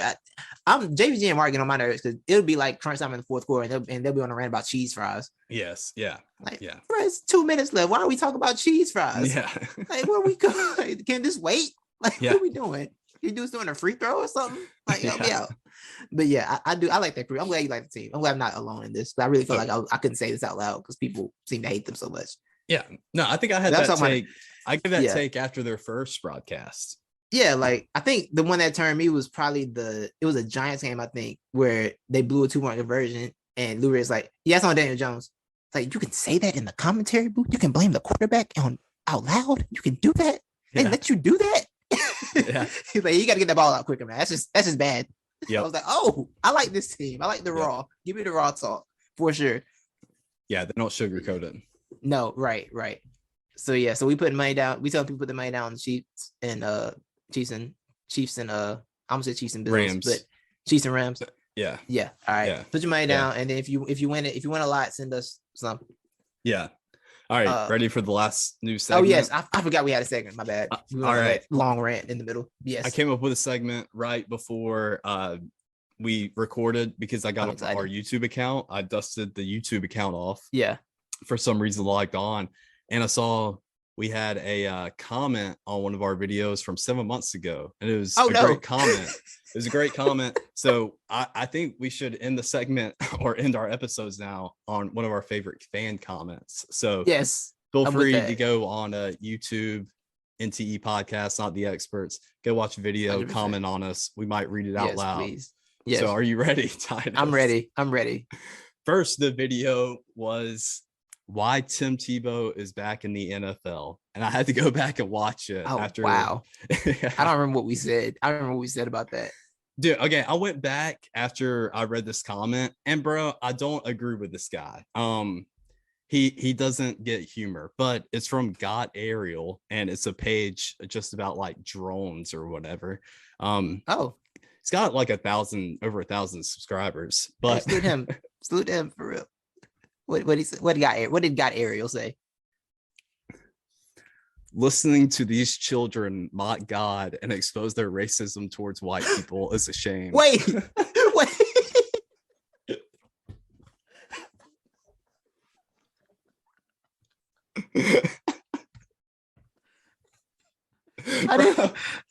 didn't say anything about white people. I went back and watched it. I was like, all right, I probably get the mocking God thing, even though we're clearly joking, and I don't think we mock God at all at once. No, because that's why who doesn't know that we are very actually like us mocking God is not very possible. Yes, us mocking God is literally not a possibility. Like it's just not. I mean, it's probably when I said Tim Tebow might be the second coming because he's 33 and he was making a comeback. Yeah. But we didn't say anything about white people. I didn't think we did. Yeah. Like I'm thinking back. Like I know I didn't like it, but I don't think I took that route. Not with Urban. Well, I think there is one comment. And it's the very last comment of the video where he could maybe attribute it to maybe have gotten that. Yeah. Okay. Yeah, but no, I didn't see it. The idea of these read it again. Please read it again. These children mocking God and showing listening their racism. To these children mock God. God was in all caps and expose their racism towards white people is a shame. ... I up-liked it. I'm excited. I love it. This is a great segment. Now we definitely got to please comment and send more clips to Got Aerial, please. Yeah. So I want more. I want to hear from him more. I want to hear from Got Aerial more because this is great. And to if y'all are listening to this on podcast, you can go on YouTube. I'll have at least like a clip or two from this episode. For sure. Yeah. Yeah. And we'll have more. And follow the IG as well. Yes. Follow the IG, not the experts. Twitter, yes. All that. We're gonna get active. Yes, we're gonna get all that active. And can I do my segment? All right, go ahead. Finish that. No. So I texted you earlier about how I wanted my favorite thing to do during games is go into game threads on Reddit. Yeah. The team subreddit and see the comments. Yes. I had one from this is after the Packers game. All right. From the Packers subreddit. This is by Sir Pepe Silva. He ain't no Tom. I used to effing argue and call him everyone a moron to say that Tom was more talented. I didn't get it. But I'm the effing moron. What good does talent do for you if you're just going to choke? I'd rather have an average QB that plays average all season and then plays average during playoffs. Not a QB that wins MVP and then chokes in the playoffs. What good is having a regular season if you're just going to do that? And that's why Tom Brady is the GOAT, all caps. I get it now. Aaron Rodgers would never take a pay cut. Tom Brady would do anything to win. Rodgers ain't built the same. Ain't built the same way, even if he does have more talent. Now, this is a discussion about, because this is after Aaron said that, I don't know if he said that, he said he didn't really want to be part of a rebuild. Mm-hmm. Like, we've never been part of a rebuild, he's got to take a pay cut, because they're $38 million over the cap right now. Yeah. The Packers are, without having Davante Adams signed. He's going to have to take a pay cut if you don't want to be part of a rebuild. Tom Brady would do it. Even though I feel like Tom Brady still got all his money. He's took pay cuts on the service, but I think Tom Brady ain't losing no bread for real. He made smart investments. Yeah. Tom Brady got his bread because his cap hit was always super high, even though his number was low. Yeah. So Brady was getting his bread. It was just in creative ways. But yeah, that was Sir Pepe Silva. He was over Aaron Rodgers yesterday. I like it. I like it. It goes with my argument I was trying to make at the beginning of Not the Experts that Aaron Rodgers is overrated.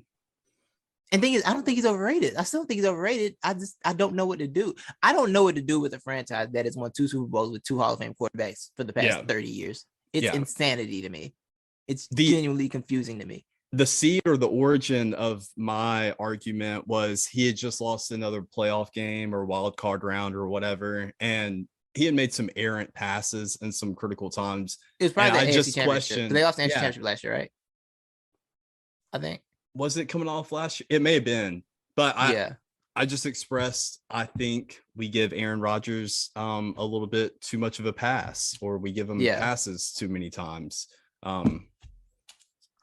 How that has changed though in the past year or two. He's changed that. Aaron brought so much unnecessary heat, so much heat that he wasn't gonna have to himself this year. Oh, bro, Twitter really reveled in that loss for Aaron Rodgers. Took it. Twitter was loving it. Yeah. Somebody called him Throw Rogan, and that was the funniest thing I'd seen. Yes. Throw Rogan was great. I liked Rush Lambeau the best, but Throw Rogan was good too. Yeah. Rush Lambeau was mad. Yeah. Rush Lambeau was hilarious. I got some other comments. I keep opening the wrong app. Hold on. I got some other comments I like to read today. And this from the Bucks. This is from the middle of the Bucks game. Ready for this? This is in the middle of the Bucks game on Tampa Bay Suburbs. I went there when it was like 27-3. It was at halftime actually. This from Freethinker 9. I bet his posts are interesting. You ever this? Pull Brady and put in our future QB and put in our QB of the future and get him some experience in high pressure situations. That was Blaine Gabbert. Blaine Gabbert. I guess so. No. Don't they have Frank? Not Frank. The dude from Florida, Felipe. No. We have Felipe. They have Driscoll. Trask. Trask. Is it Kyle Trask? It could be Kyle. Trask. It could be Kyle Trask. It's Kyle Trask. It's Kyle Trask. That sounds right. Yeah. Yeah, that was his thoughts. Oh, okay. And then someone else said, at least this pub sub didn't let me down. Thanks, Publix. Al Bundy said, and you know what? I took pictures of that because you know what? Shout out to you for knowing about the Publix sub game. Yeah, the Publix sub is special. Well, if they're Tampa fans, they probably know. I mean, you're Florida, right. Yeah, Florida. Publix. So I just wanted to give the pub sub some clout here today. But that was all good I found. I think if the 49ers would lost, could have found some good Jimmy G content, but they won, so I couldn't find anything too good there. But he ain't no Tom. Yeah, that's my favorite. Also, can I dispel the notion that Publix is a Florida thing or that Publix can claim Florida? I would like to dispel that and challenge it. Talk to me. The original Publix, Titus. I'm about to give you a history lesson. Talk to me. I'm interested. Did you know the original Publix, or the whole inspiration of the idea of Publix, was birthed just 20 miles from us, bro? What? Not even. Yeah. I was unaware of this. Yeah. So it may technically be Greenville, or it may be one of the unincorporated areas just right outside of Greenville. It's just down the road from where my great grandparents' estate is. But the father of the man who started Publix he opened up his own grocery store first, and the son learned under his tutelage at this grocery store, and it was in that small little one in Greenville. The remnants of the building are still there. It's an old brick building. Yeah, that's everything in Greenville's old brick building. So yeah, it doesn't stand out. But it's not even like in the town of Greenville. It's outside. Oh, it's not okay. It's in the outskirts. Yeah, nice. Yeah. This kind of just sits along. A revelation. This is a revelation. So the son just took what he learned and built it in Florida, basically. Exactly. So he took what he learned, went up to Georgia Tech, got his degree, and then moved down to Florida and opened up Publix. Wow. Yeah. Wow. In my Owen Wilson. That's me doing the ship. That's me doing the shipping container doing Owen Wilson. Wow. That's I'm actually very shocked. I'm glad you told me this. I really didn't know this. I'm gonna tell you this now. I'll go find the it's on I can find it on a there's a history Facebook page, Okay, yeah. Like old stuff. I'll find that post and send it to definitely. you. Definitely send me that for sure. But yeah, man, that's it. Thank y'all for listening. We appreciate you. Hope you enjoyed the football today. If you missed it, I'm so sorry. Better go on Info Network and watch all the recaps. I'm gonna try and process more of these games because it's been this was a lot today. This was so much. Oh my God, it was back to back too. Yeah. Like at no point did I think when the Rams lost the lead, did I think they were gonna win the game. They lost the lead. Yeah. Oh wait, I had one more thing I wanted to ask you about actually. So do you think the overtime rule should be changed? No. What do you want to go into? Because I guess everybody gets a chance. I think everybody gets a chance. I'm a big fan of the college OT, even though people seem to not be a fan of it. I've always been a fan of it. No, actually not a big fan of the new version. Yeah, I hate that. I just like the old version. Yeah. The old version was cool. I just think at the pro level, that's too much. Instead of starting it, where they usually start at like 30, 35. I thought it was 25. Ooh, maybe. I thought it was like 30 or the. I think I push it back. Yeah, at least midfield. Yeah, 45 midfield. Yeah, something like that. Yeah, for sure. Yeah, I like that. I've never been a fan of changing it, but today's game is the one that actually convinced me, because I'm not convinced if Josh Allen got the ball, he wouldn't have also scored. Yeah. You know what I'm saying? Like, this is the first time I really felt like it affected the outcome. It's like, okay, they probably would have gone down there and scored as well. So I do kind of wish they got a shot. Maybe even if it's just a playoff thing. The playoffs, both teams get it. I mean, if both teams get a chance at a touchdown or whatever, I wouldn't mind that. But this is the only time I ever actually felt like that. I haven't felt like that before. And when I sit down, I might change my mind, but because I'm gonna be overreactionary, but also like it really felt like they were gonna score if they got the ball back. Yeah. We might still be watching the game, actually, if they got the ball back. Yeah. Like it might still be going on. Yeah. The way the offense were playing. Especially even if you were to change it, just make it a playoff overtime rule. Yeah. I think that's more fair. Yeah, I think that's the best way to do it. I don't want to see it in the regular season because whatever. I mean, it's not like we're taking away football. We're just giving ourselves more football. Exactly. Yeah. I think that would. Yeah. So this is the one time I was like, you know what, y'all might be onto something there. You might be onto something there. Yeah. So but yeah, that's all I wanted to ask. And now we can wrap up for real. Thank y'all for listening, watching. If you're watching here. Besides the socials, be on the lookout for our new merch coming out tomorrow. Our KKK robes will have mocked up.